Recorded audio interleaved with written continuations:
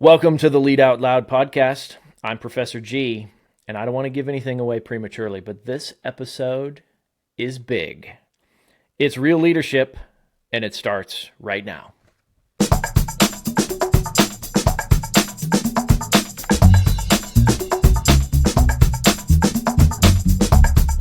All right, we're back for another episode of the Lead Out Loud podcast, Real Leadership Edition, and once again, I have with me Brian Leahy. Welcome back, Brian. It's fitting that you're here again because you did get to choose. You gave us two options last time for the movie that we're going to use. I said I would make an executive decision, and I did. And that decision was big. And it was a big decision, all right. And exactly. It was a big decision, and the result of the decision was also the movie. Big. Nice. Which probably needed to be spelled out just because there are, I'm sure, some people that have never seen it. Yeah. I'm sure there are also some people that have never heard of it. So, to get us all on the same page, here is a summary from my friends at ChatGPT. There you go. I'm going to take some creative liberties, though. The movie was released in 1988. It was directed by Penny Marshall. And for people of a certain age that remember a show called Laverne and Shirley, Penny Marshall played Laverne from Laverne and Shirley. This is where then ChatGPT goes into some superfluous language here about Big standing out as a quintessential comedy that brilliantly captures. I'll give you the Professor G version here. All right, whimsical yet poignant, fine. Basically, you got a boy trapped in a man's world. So the film starts off with Josh Baskin. He is a 12-year-old boy, and he's at a carnival, goes to this machine where he gets to make a wish, and he wishes he could be big. This is after he kind of gets edged out. He's got a girl he likes, and the big football player comes and kind of pushes him out of the way. So that was the inspiration for him wanting to make that particular wish. And so now, the next scene we see Tom Hanks is now playing Josh Baskin, and he's about 30 years old. So overnight, his wish was granted, and now he is big. The rest of the movie now is chronicling his, really how he navigates this world. So he is seeing the world still through the eyes of a 12-year-old boy, but suddenly he is now no longer that boy, so he leaves the house because mom's freaked out, ends up getting a job with a toy company, and quickly climbs up the corporate ladder. He earns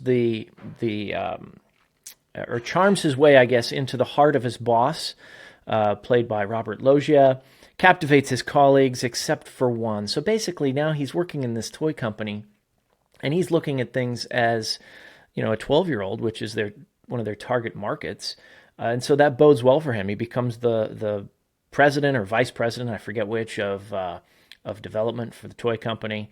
But now you've got this guy who's, been a lifelong toy executive, and that's played by John Hurd, which some of you may remember him as the dad from Home Alone.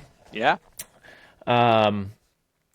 And if you haven't seen the movie, you probably have seen the scene where Tom Hanks and Robert Loggia are in it's actually an F.A.O. Schwartz toy store in New York. But of course, in the movie, that's not what it's called. But they are doing a piano duet on a giant floor keyboard. So they're playing things by stepping on the keys as if they were sitting in front of the piano.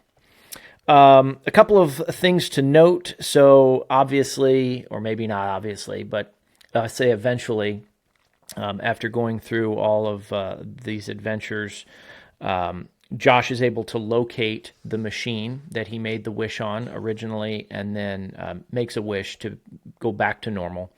And that wish is granted, and the movie ends with him walking into his home as a 12, actually now a 13-year-old boy because he's had a birthday, but still wearing now the oversized suit that he had on when he was working in the toy company. Before we get into sort of the leadership angle on this, this was Penny Marshall's, or I'm sorry, Penny Marshall, who directed the film. This was the first time a woman directed a film that, let's see, where's my number here, that grossed over $100 million at the box office. And that's 19, those are $1988. And that is $1988. You're absolutely right. That's big. Literally. It is big. It is nice. It is big. I have a feeling that's not the last time. Couple of other little pieces of trivia here. That scene where Tom Hanks and Robert Loggia play Heart and Soul and Chopsticks on the giant floor piano. They shot it in several takes. They actually had some professional dancers standing by that were lookalikes, and the intent was to have them do the footwork and play the songs because the assumption was that the stars wouldn't be able to do it. And lo and behold, they actually did, in fact, perform the scenes themselves. Tom Hanks was not the first choice for the lead role as Josh Baskin. And I don't know, Brian, if you knew this, but Harrison Ford was considered, and Robert De Niro actually was they actually offered it to him. The only reason he didn't do it is because he wanted too much money. I can't imagine outcome that would have been. I can't imagine that movie with De Niro in the role. It definitely would have been a different movie. And lastly, there's a real life toy consultant. So they actually, as they were, they're in these board meetings, or they're in these, meetings where they're briefing ideas and they're brainstorming some ideas and about new toys. And those ideas for the new toys actually were a result of consultants that they hired to consult on the film. And one of them is in one of the scenes. He got to make a cameo, which I thought was kind of interesting and kind of cool. Yeah. So that is big. If you haven't seen it, it's on, where did I watch it? I watched it on Disney Plus. Disney Plus. Absolutely. Yeah. Okay, so I've got a lot here, Brian. And I don't it's a little overwhelming. I'm not sure where to start. So I think where we'll start is what is a leadership moment that stood out to you in this film? I think what's really interesting, thank you, by the way, for the synopsis. You plus AI, great job. Yes. Yeah, I thought we paired up nicely. And, for the 2 or 3 people listening to this, I think they're probably sitting here going, what in the world would that movie big have to do with leadership? And I think you and I probably have a notebook page or two that are full of things that has to do with leadership. So for me, the easy answer, or the easy one that comes to mind, and you sort of reference this, the character of Josh, Tom Hanks, starts at the company in the mailroom, right? Sort of gets taken under the wing of Macmillan, Robert Loggia, and ends up in a very contentious and very serious discussion about the latest rollout of one of the latest toys. And within that meeting, there's a very funny, but also I think very realistic sort of reaction, right? You've got a lot of people around the room. John Hurd presents his numbers, his spreadsheets, throws it at everybody. Here's our, building that turns into a robot toy. And everybody, of course, is doing the nod, right? The Dilbert nod around. Yeah, sure. Okay. Yeah. And here's Tom Hanks in the corner, right? With the hand going up. And it's the famous line. He gets called on and they say yes. And he says, I don't get it.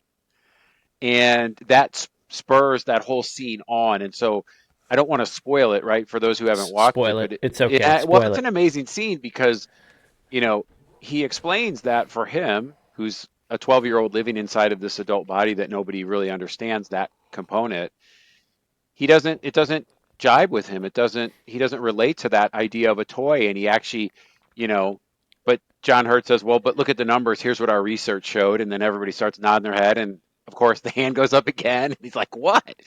I still don't get it. And the leadership piece of this is Robert Loggia's character, Macmillan, who owns and runs the company, at that point says, what is it? What don't you get, Josh? Basically opens the door for Tom Hanks in that character to describe sort of why he doesn't get it. He offers an alternative recommendation that all of a sudden then becomes the hot spark in the room, and people are talking about Tom Hanks's suggestion. But it's that key leadership moment where Loggia says, basically, tell us more, right? Without saying that phrase. That was a key moment for me from a leadership perspective. Absolutely. And preceding that, there's kind of some foreshadowing of him being that kind of a leader. When uh, Macmillan, let me back up. Josh is at the toy store Yeah. playing with as a 30-year-old, man, playing laser tag with the kids in the toy store, Yeah. and goes through this scene where he gets killed by the laser tag, and really plays it up, dying on the ground. And then here comes Macmillan standing over him. Hey, you work for me, right? And it turns out he says, I come here every Saturday. Yeah. Aha, interesting. Yeah. Okay, so here's a guy who, as they say now, understood the assignment. Yeah. He knows what the company does. He knows who his customers are, and he wants to be closer to the customers. And so, of course, yeah, now we're in the meeting. Of course, he's going to say, "Well, Josh, what don't you get?" He demonstrated a genuine curiosity Hmm. and desire to understand. Okay, how could this be better? What is the path? What are we doing well? What are we not doing well? Yeah. And I think what's interesting about that too, Sean, is that in that moment, right, one of the buzz phrases that you and I know are out there, and I understand it, is psychological safety, right?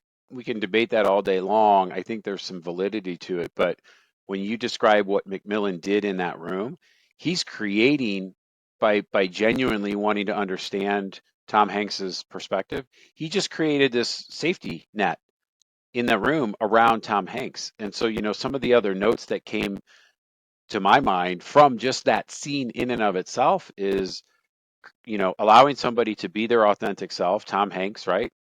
Asking this legitimate question that could seem a little disruptive. But then to your point, right, understanding and valuing that opinion, by definition, he sort of gives permission then for not only Tom Hanks, but then the rest of the room to dive a little deeper without being um, afraid of, well, I'm upsetting the apple cart. So it's a very powerful kind of understated moment, but I like where you're going with that too, because it's about listening and it's about understanding, genuinely being interested in what Tom Hanks' character is having to say about this particular toy that's being presented. And you contrast that with John Hurd's character, whose name is, I don't want to keep calling him the character, Paul. No, not Paul. Yeah, Paul. So Yeah. Paul, by contrast, he's got, as you said, he's got the financial sheet, and he's got the survey data, and here's what the focus Yeah. group said, and oops, and it's disconnected. Like you see that contrast of him being disconnected versus Macmillan, just having that curiosity. And of course, we then kind of we get to know Paul a little bit more. Yeah. And I want to talk a little bit more about him. I don't know if we're done with this other scene here, but That's okay. we start to see what his motivations are, Right. and they're not what's best Yeah. for the business, really he's trying to validate the numbers he has, but clearly his pursuit is self motivated. Self-interested, I should say. Absolutely. Yeah, I was just thinking it's a self-orientation versus, again, Robert Loggia Macmillan is an other orientation, and that other being not only to the Tom Hanks character, but to your point, ultimately to his customers, right? Who he wants to connect to through his research and his, frequenting of the toy store and listening to the perspective. But yeah, it's definitely um, a clear distinction in that room. And right, not always the case in real business, but it's interesting that the self-oriented perspective kind of loses out, right, over the course of not only that meeting, but over time, right? He's sort of exposed for what he really is versus the genuineness of Josh, Tom Hanks, also is exposed in a good way for what it really is. I have a couple of quotes that I jotted down from Paul that end up coming, I think, just after that scene. Yeah, So he finds out that he finds out that Josh has been made. Maybe we should back this up a little bit. Josh starts off in the mailroom, or I'm sorry, yeah, not in the mailroom, as a an analyst, data analyst. Um, he's just he got a job because he could work a computer. He's doing yep, data entry from what we can see. And then he meets Macmillan in the toy store, and so the next thing you know, he's this vice president. And so Paul does not care for that.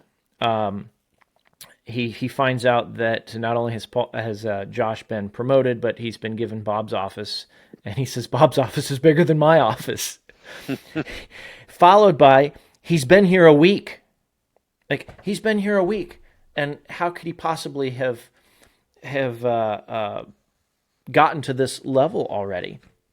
Oh my gosh! So here we are again. We talked last time about Lucy and the Chocolate Factory, and yeah, how did they deliberately do some of the things? Did they deliberately write some of the show because they were trying to prove a point, or were they just sort of making a comedy and needed kind of the backdrop of what a factory is, and they went with what they know, and what they know turned out to be ironically hilarious and accurate.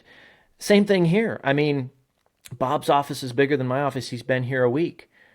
Hey, this guy, he's taken my spot. I've been here longer. Notice it's not about, well, I perform better. yep, I've been here long. He's only been here a week. So yeah, Paul's got some insecurity issues and some envy, and it makes you wonder. So what toy company did he come from?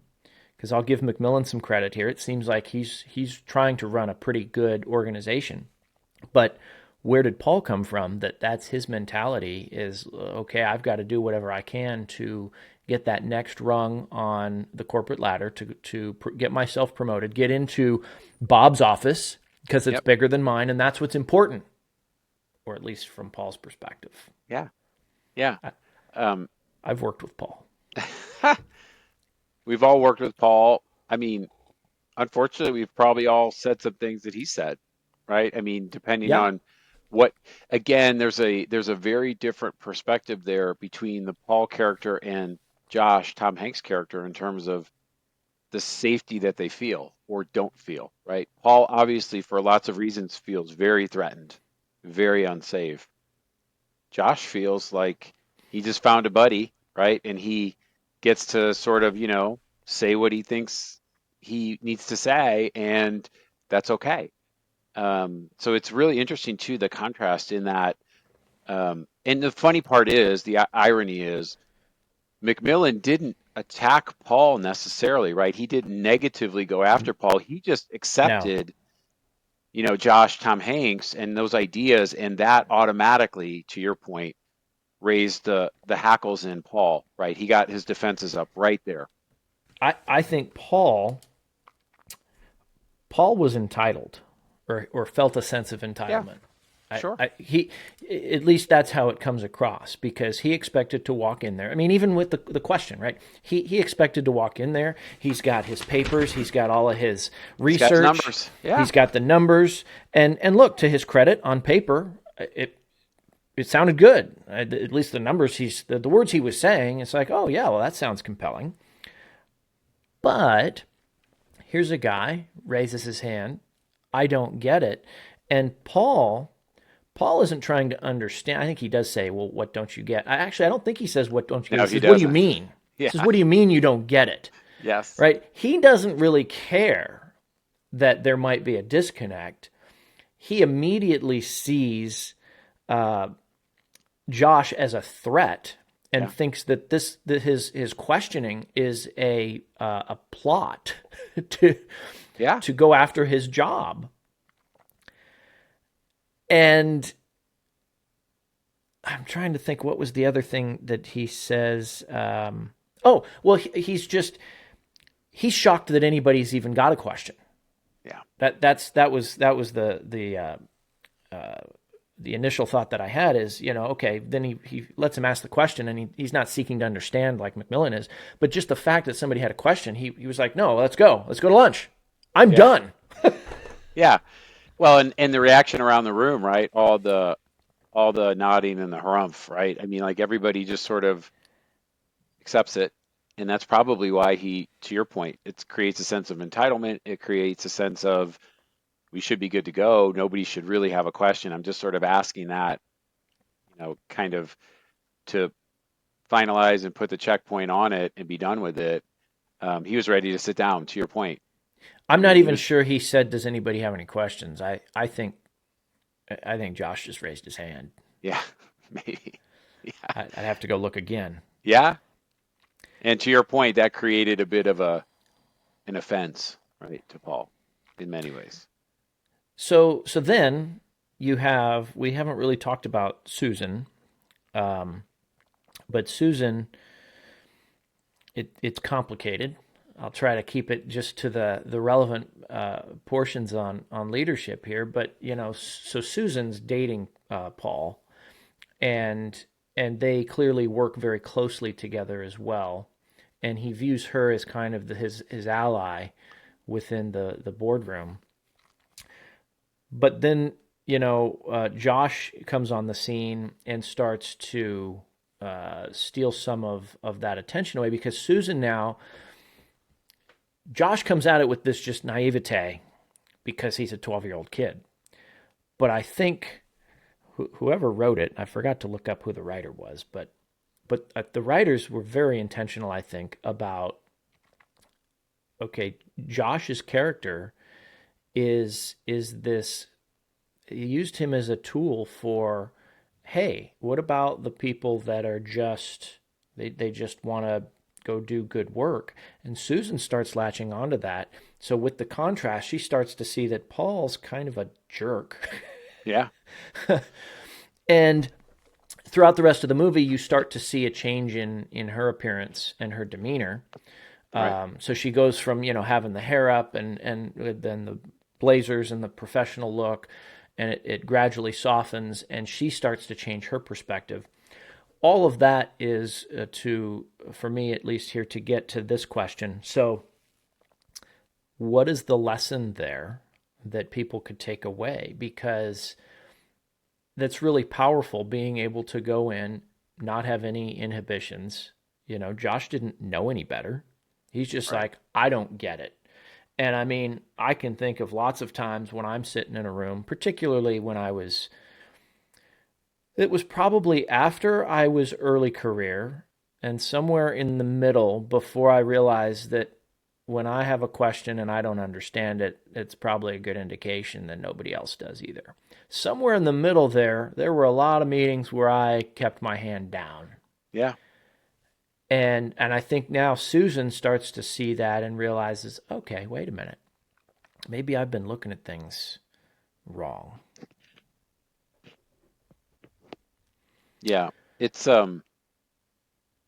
interesting dynamic that you're calling out. So again, if we want to go back to lessons or things that a leader may look to that come from exactly what you're describing in this movie. So whether it's Susan or just the environment that sort of, I mean, because to your point, she changes and we see that change, but there's also I say the broader sort of culture change, if you will, that sort of takes place around Josh and in that office collectively.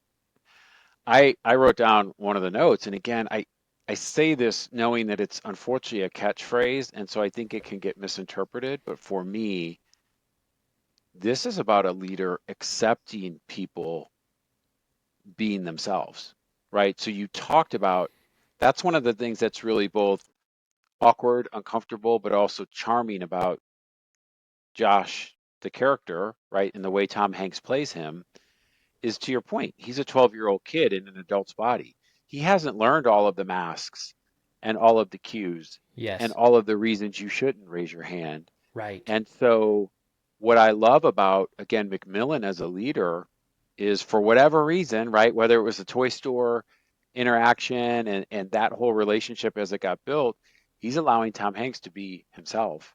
And I think what's fascinating is you call it the Susan piece. Maybe she's becoming more of herself as well. Maybe that sort of, again, gives Exactly. permission for people. So, as a leader, right, again, catchphrase or not, this is about are you allowing people to be themselves? And if you are, and if you're able to do that, that generates a different level of fill in the blank engagement, enthusiasm, right? Performance, possibly extra effort that you're going to see from people. And I do think, to your point, that's a transformation that you see specifically in her, not only character wise, but dress wise, attitude wise. To me, it's about allowing people and accepting people for who they are and where they are. And that's what good leaders do. They don't try to mold people, they actually try to make a mold out of the people that they have and where they are. Well, and I would say they also, you don't always get this opportunity, but Macmillan certainly had it. You want to bring the right people on to your team. So Yeah, here he sees this guy, this man, playing laser tag, but recognized, hey, wait a minute, he got some interesting ideas. Actually, it wasn't until after they did the little, he kind of, Macmillan kind of goes through a little bit of a transformation too, hmm, because, at first he's kind of looking at this guy, are you here with your kids? Like, what's wrong with you? Why are you out here playing laser tag? yeah, And then, he gets him to play the songs on the giant piano by just dancing on it. And now all of a sudden you see that switch yeah, flipped with him. Hey, what did you say your job is? And then of course then he's gets his promotion. But Macmillan saw, hey, wait a minute, here's somebody who can add value to the team. This is a person we need to bring in, unconcerned with how it was going to uh, be perceived hmm, by Paul and the others, which, I suppose you could have a conversation about that too, although that's not what the movie's about, so I oh, understand. well, but you're calling out a really important leadership component is the ability, the willingness, number one, but also the ability to find unconventional talent. And then not only find it, but be able to turn it loose, right? And support it. And so I love that you're calling that out because that's one of I took about three big notes for a leader, and that was number three, right? Is are you willing and able to put your own preconceived notions aside and find that unconventional talent and then help it help it do its thing, right? Sometimes that's not easy to do in a corporate environment. And so I love that you're calling it out because it's important. It's one of the biggest lessons for me out of this movie for a leader that Macmillan chose. And I like how he handled that scene too. He initially he doesn't jump in and say, "Hey, this is Josh. You got just got to listen to what he says." He he allowed Josh to kind of earn his way onto the team. Hey, I've got a question. And of course, when Paul then didn't, man, actually, the more I think about this, to Macmillan's credit, when Paul kind of brushes off the I have a Yeah. question twice, Yep. right? Hey, I don't get it. He gets an explanation. Hey, it's a building that transforms. I still don't get it. Yeah. Macmillan could have told Paul to shut the hell up, Yeah. but he doesn't.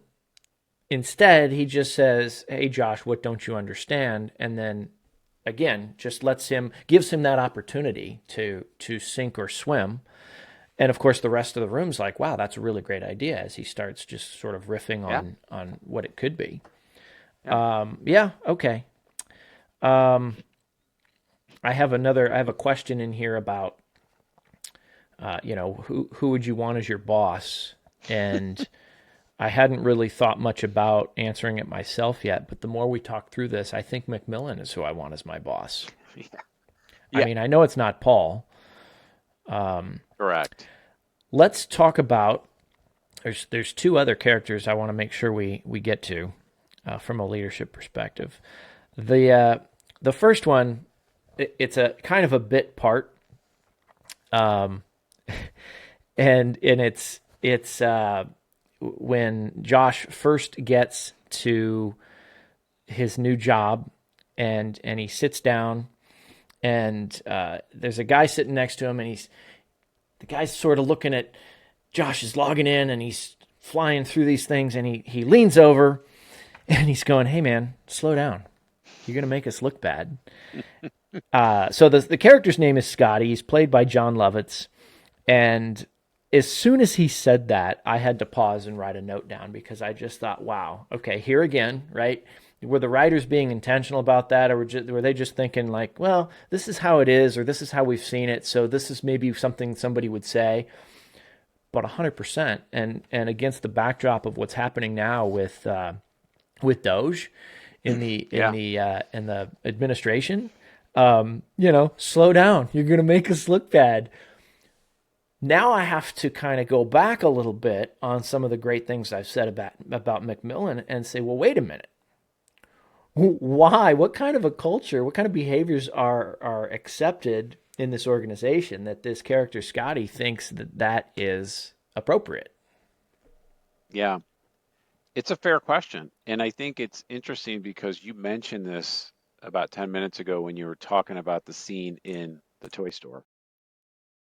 There's seems like there's a bit of a transformation on the spot, but probably maybe a long time coming with McMillan.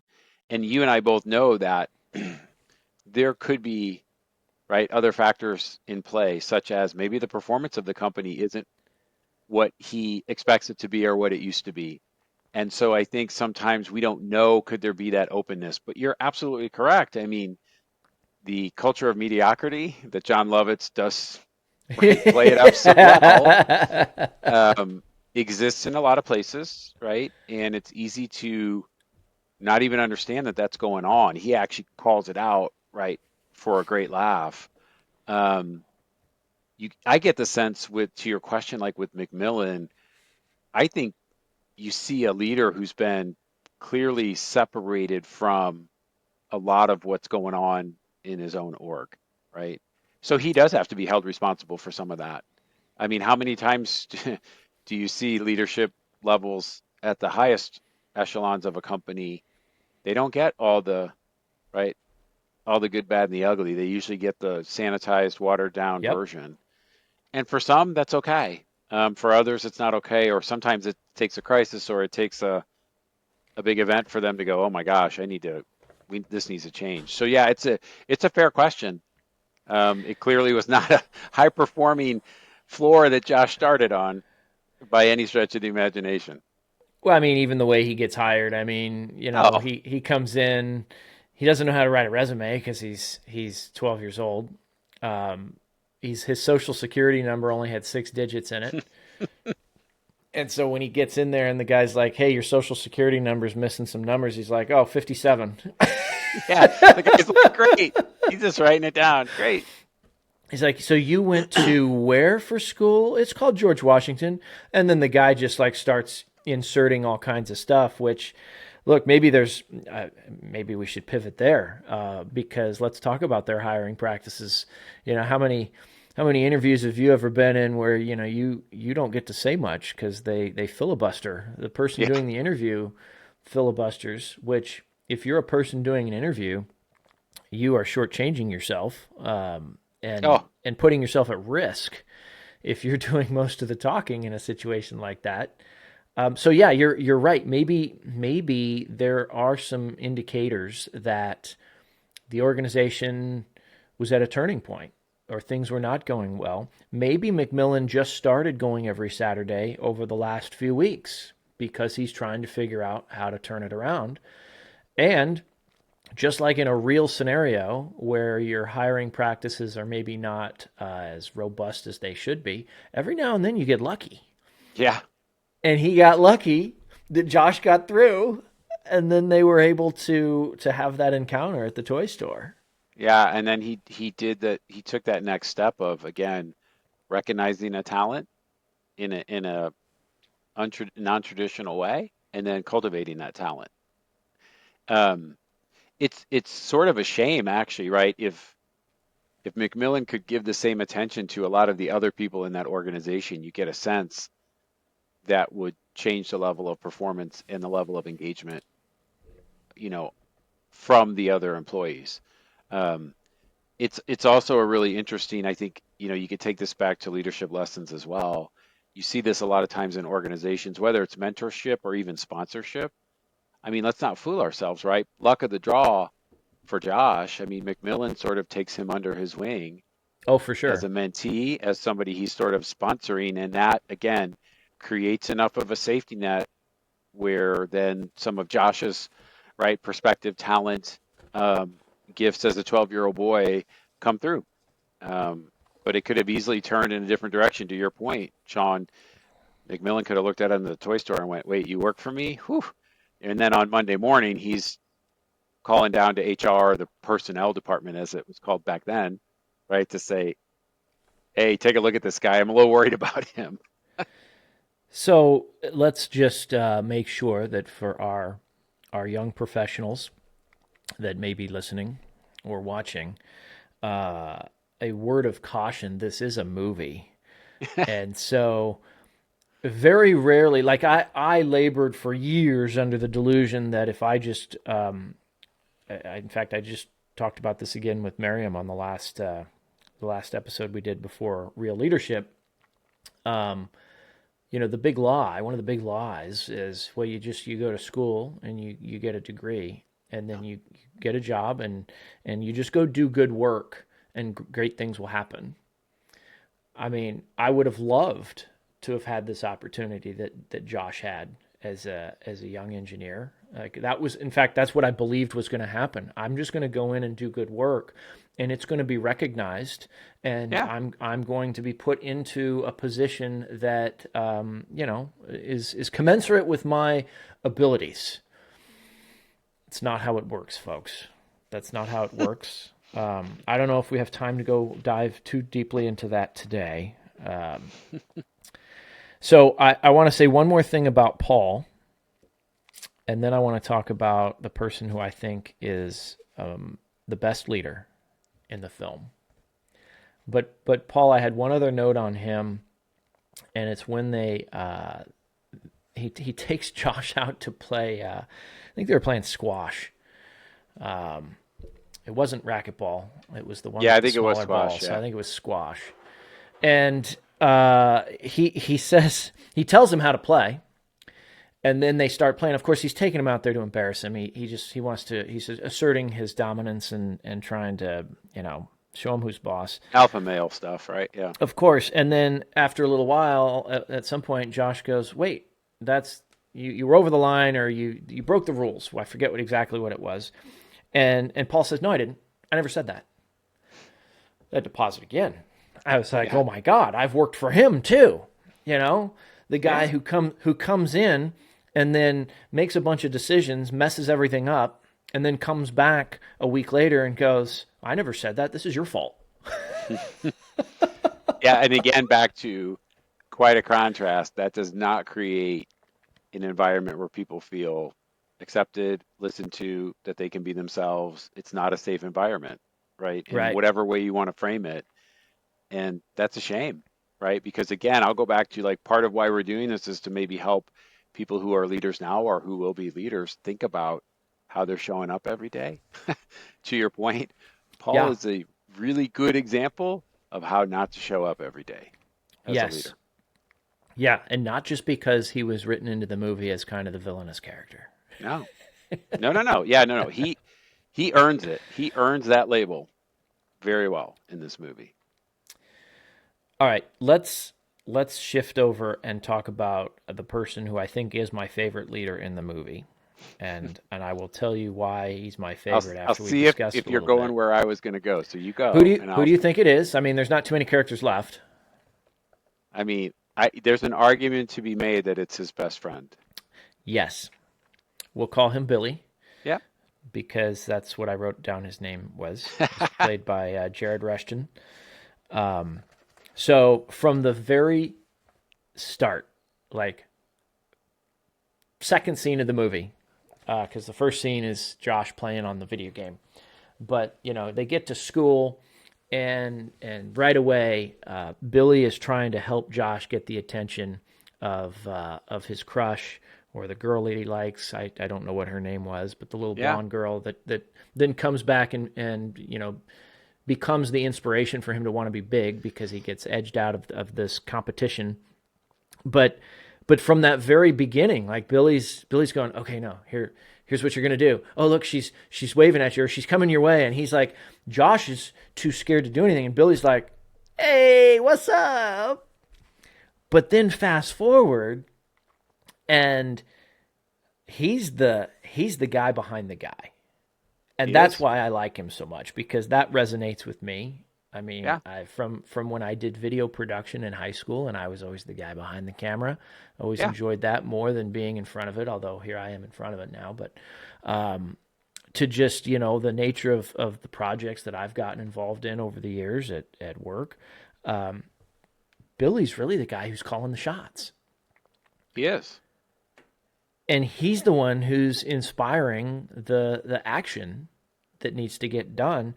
Josh really, it's a little stressful for him just from an emotional standpoint, but he's got it easy. All he's got to do is do what Billy tells him to do. Yeah. Yeah. To some degree.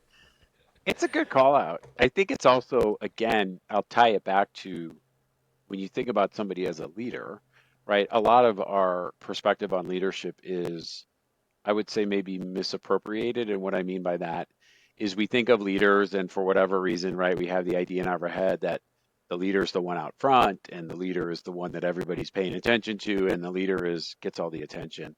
And as you call out what you're calling out with Billy, it's a great reminder that the best leaders actually kind of lead from the back, right? I mean, the best leaders are the ones. So, and again, there are a few scenes and there are a few moments in the movie where Billy sort of has had his fill of Josh getting all this cool stuff, and Josh is sort of like treating him poorly, and he puts a stop to it and calls it out. But for the most part, Billy is happy to see Josh succeed and happy to see him do well. Billy's also getting some fun out of it too.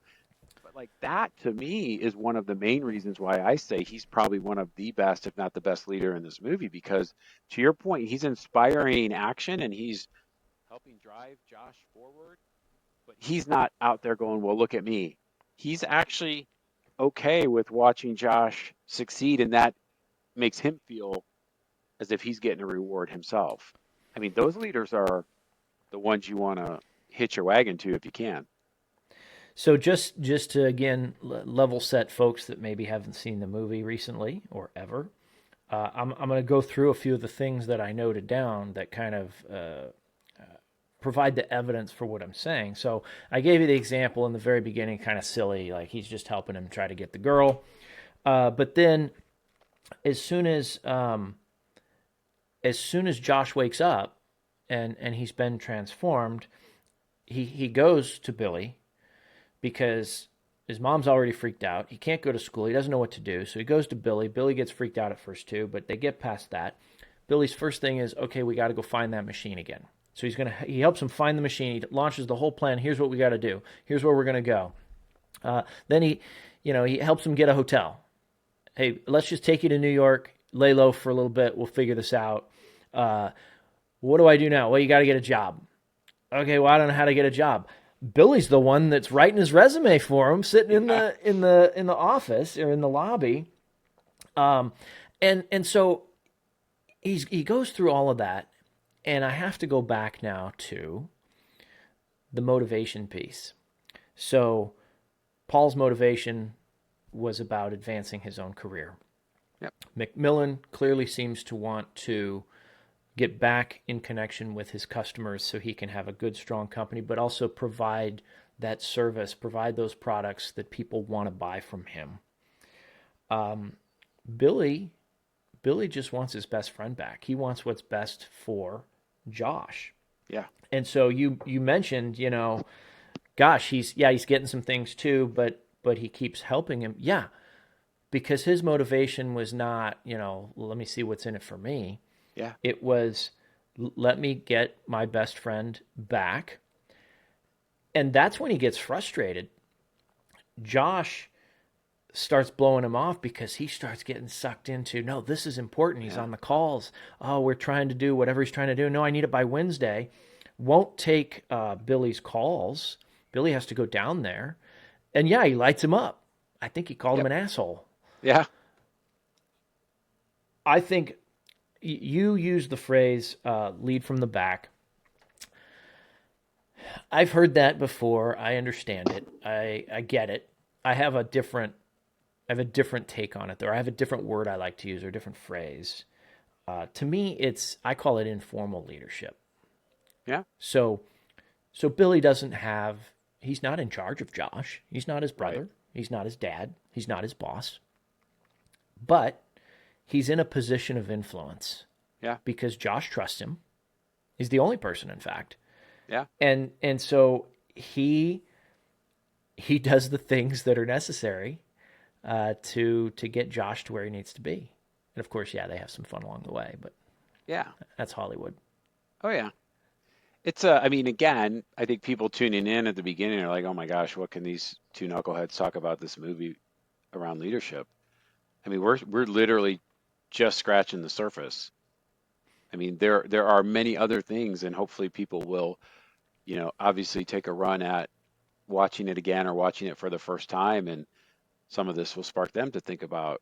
There's probably another 2 hours worth of conversation that can be had about what's in this movie around leadership lessons, right? Look, The if you good, the want to bad, Joe and the Rogan ugly this of thing, we leadership. can Joe Rogan this thing. It's fine. I don't care.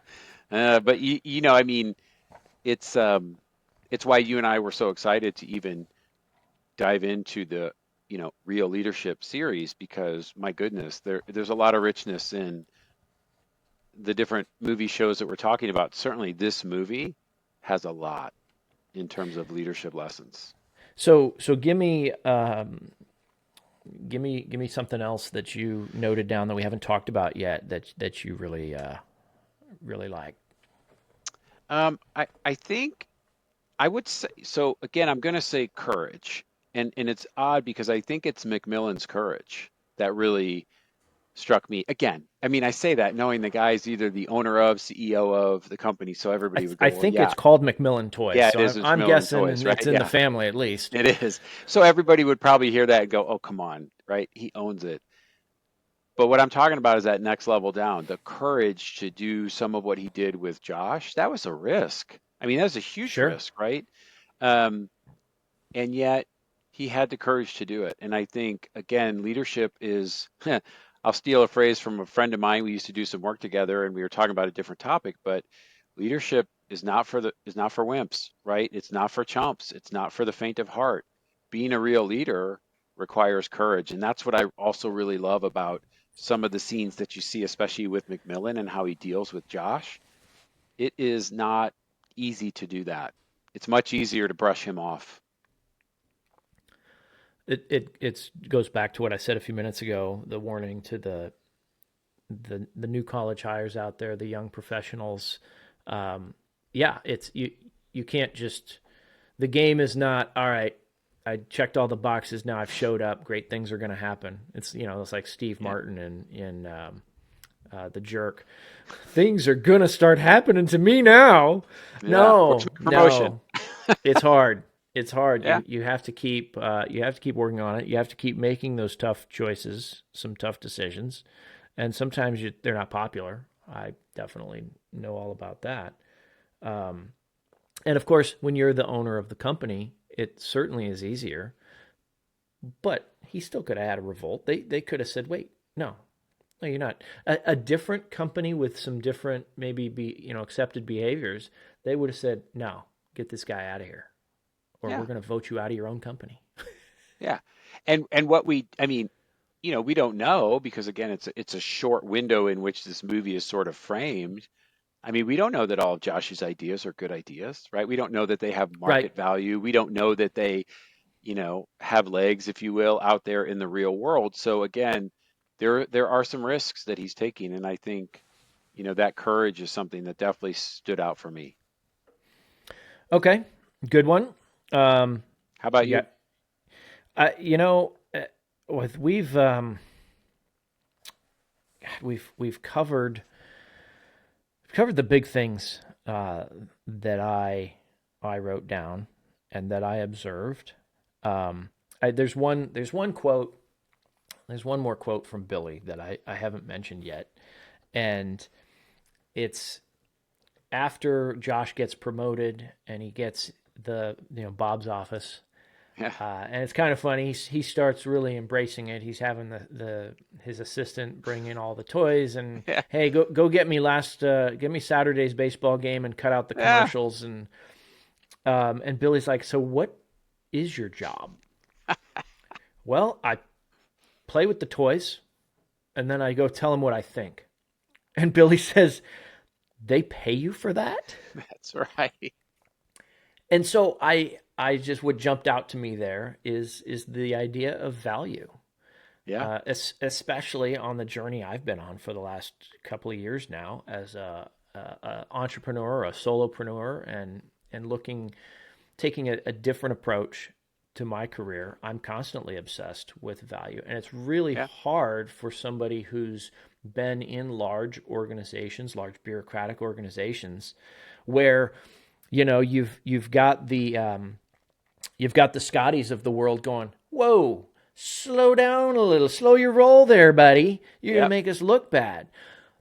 You start thinking about, well, wait a minute. So why is it? Because what are you getting paid for? You're getting paid to show up. You're getting paid for time in the chair. You're not getting paid for the results you're delivering. You're not getting paid for the value yeah, you deliver. And so I think it was really just a very innocent, quick line to maybe show a little bit of how Billy was not jealous, but certainly and maybe envious is a better word. yeah, Like, wow, they're paying you to do what we would usually do, but yeah, they're paying him to do that. Why? Not because it was in the script, although it was, but because he was delivering value. What Josh brought to the game was of value to McMillan, so much so that he said, no, you're going to be in this position now. yep, You're going to have this job. I need you to do this for me. yeah, We look at that. Billy looks at that and goes, who would pay for that? You'd be amazed. You'd be yeah, amazed. yeah. Good call. All right. So as we begin to wrap this up, what is the a piece of advice, a piece of leadership advice, if you could just, you have an opportunity to go stop any of the scenes or pull any of the characters aside and just whisper in their ear a piece of advice, what advice would you give and who would you give it to? Interesting. Mm. I'm gonna double down on McMillan. I would whisper in his ear, whether it's in that meeting or, after that meeting, you need to do more of this with more people in your company because that will create a different environment. What you're doing for Josh needs to be done for more people. That's your job as the leader. Yeah. Um, you'd think I would have thought more about this question knowing I was going to It's ask a it. good question. I'm torn. I'm torn because there's too many options, I get a and sense that you want to say something to Paul. I definitely want to say something to Paul. Um, and I guess I can't decide if we want to have the E logo on our episode here or not. Um, You already but said asshole. so, by the way, this movie was rated PG, and there's an F bomb in it. Actually, That's what that's what Josh says to him. I think it was don't be an effing asshole. Well, there you go. Um, so here's the thing with Paul. Um, yeah, there's a lot I want to say to him, but the way I asked the question, I don't have anything to say to him. I said, "What piece of advice would you give to a character Sure. in the show?" And this is maybe a flaw of mine, but I look at Paul and I'm like, "There's nothing I can say to this Lost guy." cause. I'm with You you. know, Yeah. short of go F yourself. Like I even that's not going to resonate with him the way I want it to. Yeah. So I'm inclined to leave Paul alone. All right. I'd like to Fair say enough. you're fired, but that's not really advice. No. I think I would probably pull Billy aside and tell him he's doing a good job. And you hey, this is a good path for you. You're doing good work. High five helping your buddy Josh out. Yeah. Keep it up. Don't get discouraged. It would be a solid piece of advice. Because to your point, he probably doesn't get a whole lot of that. Yeah, we don't get to see enough of him and Josh in their element as 12-year-olds Yeah. together, but it does kind of seem like maybe Josh is more of a star than Billy. Billy kind of they sort of allude to there's some dialogue where he knows where the principal's office is or something like Yeah. that, and so he might be a little bit of a goofball or a screw up or Yeah. something along those lines. I love that advice. I think that's really good advice. Okay, so before I ask you the next really hard question, just one other observation that I made, and then I had to go check the internet to see if it was just me, and the internet confirmed. Well, because It everything on there confirmed is real. it Everything's true. confirmed, Yeah. yeah, well, it confirmed my observation, but I could not find a reason for it. And I'm curious if you noticed it. I'd love if you have a reason for it. I suspect you don't. So Josh has a mom and a dad. Yet we know that because dad is in one scene, maybe one and a half. The biggest scene he has, the only one with lines, they're at the carnival, and it's when right before the football player comes and shoos Josh out of the way. He's trying to get on the ride with the girl, and dad's hey, do you want to ride the ride? Okay, well we're not going to go on that. You want to do it yourself? Great. And then we never see or hear from him again, and the whole rest of the movie, it's all about mom is worried, and I'm going to call my mom. Yeah. And I can't figure. So I'm not the only one who noticed, but I can't figure out why that is. Maybe it was something logistical, like the guy could only shoot that one day and then had to go do another show or a movie. Um, or were the writers trying to just play up the relationship between mom and son? So did you notice that? It's interesting. I did not. Um, Now, in fairness, I grew up in a single parent household. It wasn't the mom that was the single parent, but so for me, that kind of almost single parent dynamic didn't really stand out. It's an interesting call out. I'm also thinking of the era, right? I mean, 80s, mid to Yep. late 80s. Um, 88. yep. I mean, there was still some of that more traditional mom at home as the glue of the family, right? Dynamic that I think showed up in pop culture. That shifted a little bit, 90s, 2000s. Obviously, it's kind of all over the place now. I don't know. Maybe that was all some of it, or to your point, maybe it was, specific to sort of get us watching the relationship between Josh and his mom. I don't know. Yeah, it's odd because like we see now, it wouldn't be weird to Right. see a single parent uh, situation depicted in a movie or a TV show. In fact, it's kind of become the norm. Yeah. That's not the part that was weird though. It was that they did have a dad, but he was only in one scene. There and gone. Yeah. I know. and a lot of the people online too said, you know, I forgot there was a dad in the movie, or I never realized like they'd seen the movie and somebody's asking the question. They go, "Oh my God, that's right. Yeah, that's so weird." I just thought it was interesting and not necessarily a leadership topic, but just an oddity of the movie. Yeah. Do you think though, so it's an oddity, but do you think whether intentional or unintentional, does that tee up even stronger dynamic then between McMillan and Josh? That they're showing kind of a he's got a dad, but we never see him. Yeah, and so McMillan sort of becomes a little bit of that fatherly influence. I understand It's a bit of a that. stretch. I think we're reaching. Yeah. It's plausible. I think if they had developed, if there had been a little bit more character development, then that would have made it an easier, like, oh, that's why they did this. Yeah. This almost feels like the opposite, where, It's random. um, well, maybe not opposite, but it almost feels like they made the movie and then realized, shoot, we did we Cut really out dad. intend did we really intend to show her as a single mom? Like, I don't know how that's going to test. Maybe we should add a scene where there's a dad. Interesting. Yeah. No, that's interesting. That's too funny. Yeah. Um, I don't know. I mean, hadn't really thought about it. It's funny that people have been talking about it online, like you said. That's funny. Yeah. Well, it's like I said, I wasn't the only one that noticed. Okay. So that is big. Which thank you, because that was your idea. Before you brought it up, I had never considered big as something we could look at for an hour through the lens of Yeah. leadership, and man, there was a lot there.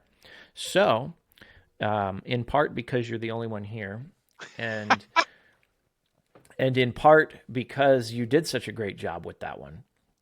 What are we going to do next?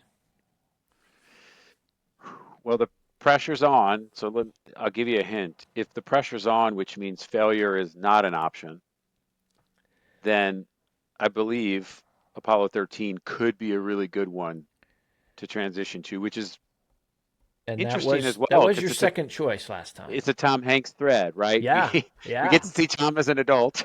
yep. Um, but that movie is again very, very steeped in a lot of different leadership components and lessons. Okay, agreed. And fun fact, and another way that we could go. So, Penny Marshall worked with Tom Hanks on another film. Do you know what it is?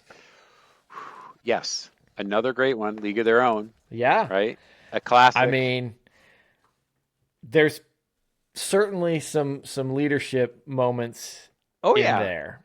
So, yes. all right. Either or works. Either or works. Once again, I'm going to leave the dear listener in suspense while I make a decision. It will be it's going to be Tom Hanks. So that I can tell you. It's just a matter of who directed it. There's either going to be no failure or no crying. One of the two. Nice. And there you All have right, it. Brian. Well, thank you for being with me again. Thanks, here Sean. on the podcast. This is the Real Leadership Edition. REEL. How long do you think I'm going to have to spell it to make sure people get it? You need a graphics person, so get your graphics person. And I know, but the people listening online, Yeah. The Real Leadership Edition of the Lead Out Loud podcast. I'm still Professor G. We'll see you next time.